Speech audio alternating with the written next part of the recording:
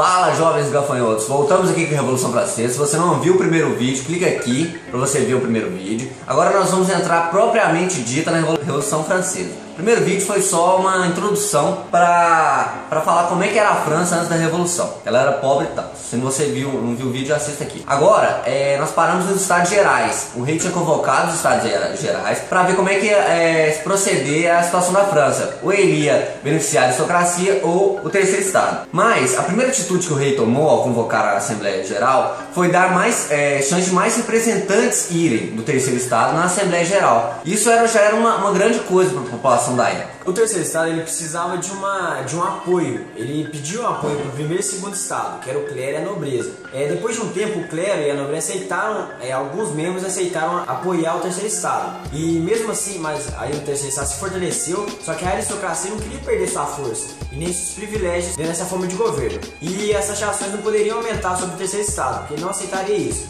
Isso foi um indício de qual seria o futuro dessa revolução. Bom, o que acontece? O terceiro estado, ele agora tinha mais representantes e coisa e tal, mas um rapaz chamado CAS, ele falou: por que vocês não se declaram Assembleia Nacional? Porque o rei estava muito indeciso. Aí o terceiro estado se declarou Assembleia Nacional. O que era isso? Agora ele tinha poder, ele era separado da França, ele era um poder separado do rei, a Assembleia Nacional. Só que o rei viu que essa revolução, esse burburinho estava começando a ficar mais forte. Ele foi e fechou a sala onde ele se reuniu, o terceiro estado. Então o terceiro estado esse período é chamado de juramento do jogo da pela. O que é isso?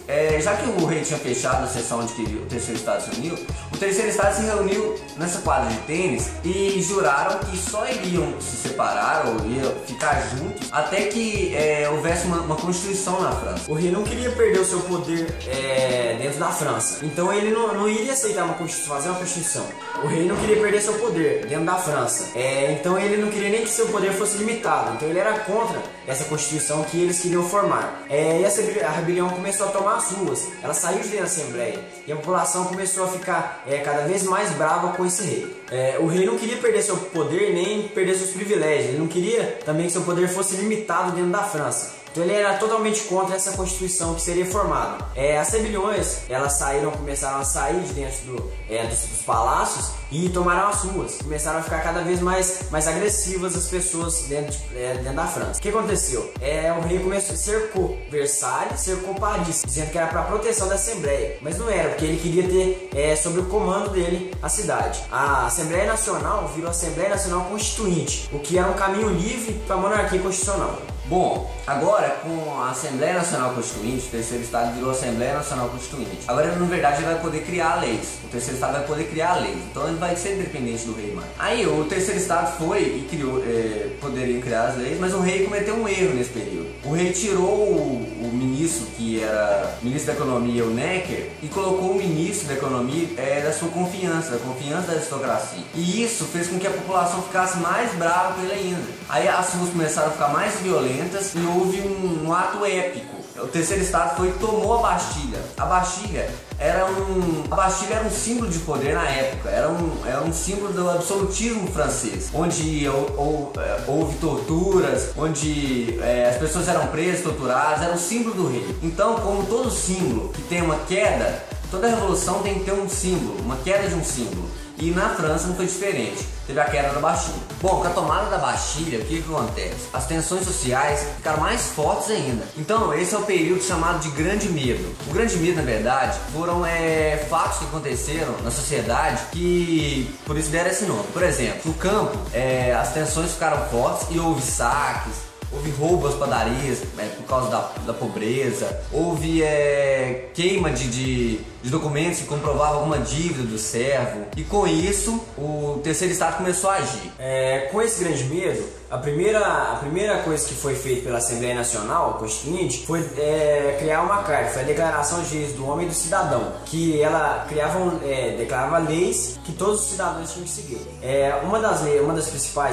As principais que foram criadas foi a igualdade de todos os homens perante a lei, o direito à propriedade privada e o poder de tirar senhores tirânicos do trono. Foi um ato muito importante para democracia. É bom ressaltar que a Declaração dos Direitos do Homem e do Cidadão não era uma declaração totalmente democrática, mas isso aí já foi um grande avanço e foi uma das primeiras ações que o terceiro Estado tomou ao assumir o poder. Ela não era tão democrática, mas era baseada em princípios iluministas, o que visava a igualdade, a liberdade e a fraternidade entre os povos. Isso foi um avanço muito grande, pois o terceiro Estado não tinha nada até aí. Bom, o rei viu que estava tomando corpo a revolução, então a primeira coisa que ele tentou fazer era fugir, mas ele foi pego. O rei, a hora que estava tentando fugir da França, foi pego ali na beiradinha da Áustria, porque a França ela faz fronteira com a Áustria. Então a hora que ele estava quase chegando na Áustria, ele foi pego e voltou com o rei para Paris. Bom, aí que entra a primeira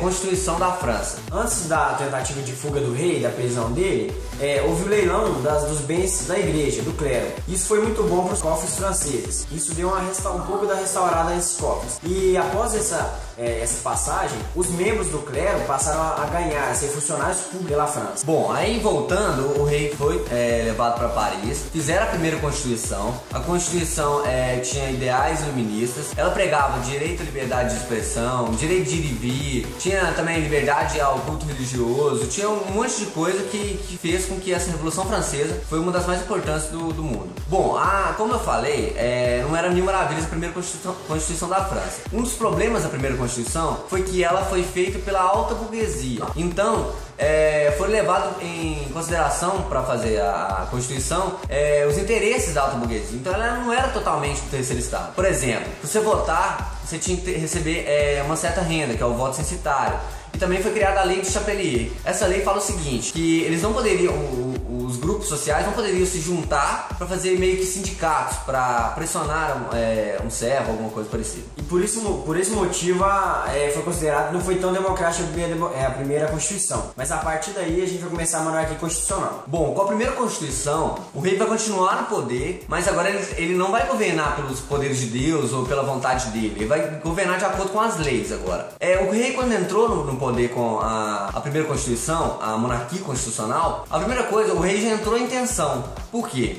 Porque as pessoas que tinham saído da França no período do Grande Medo, na queda da Bastilha, que eram aristocratas, elas tinham ido para, por exemplo, a Prússia, para a Áustria, que ficam logo ali. E elas estavam se organizando para fazer uma contra-revolução, para voltarem aos seus cargos. Quando a monarquia constitucional entrou em vigor, o rei já foi pressionado pelo terceiro Estado, que agora era a Assembleia Nacional Constituinte, e ele teve que declarar guerra à Áustria, à Prússia e todos os países vizinhos considerados inimigos. Bom, com isso, houve um fato importante de ressaltar, que a França estava em guerra com seus inimigos vizinhos, mas o rei e a Maria Antonieta, que era a esposa dele, tramavam por trás. Por quê? Porque o rei, apesar de ter jurado que iria cumprir a Constituição, eles tramavam por baixo dos panos contra a França, contra a Revolução. Então, por exemplo, eles mandavam cartas falando para a Áustria onde que iria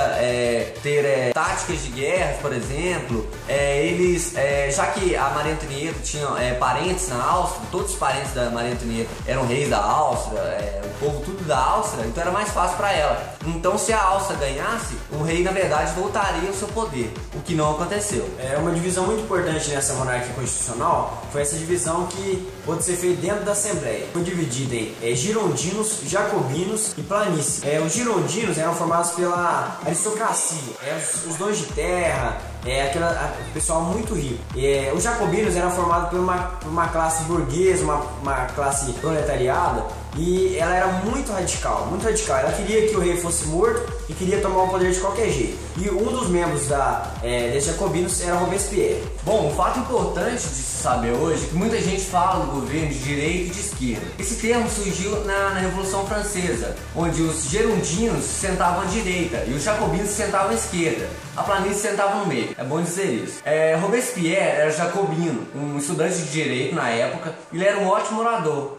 O apelido dele era o Incorruptível, porque ele não tinha nenhum cabelo fora do lugar e nenhuma palavra fora de frase. Ele era um ótimo orador. E ele denunciou o rei e a rainha, falando que eles estavam tramando contra a França, dando estratégias de guerra da França contra a Áustria. Aí o rei é deposto, eles tiram o rei do poder e entra a Primeira República da França.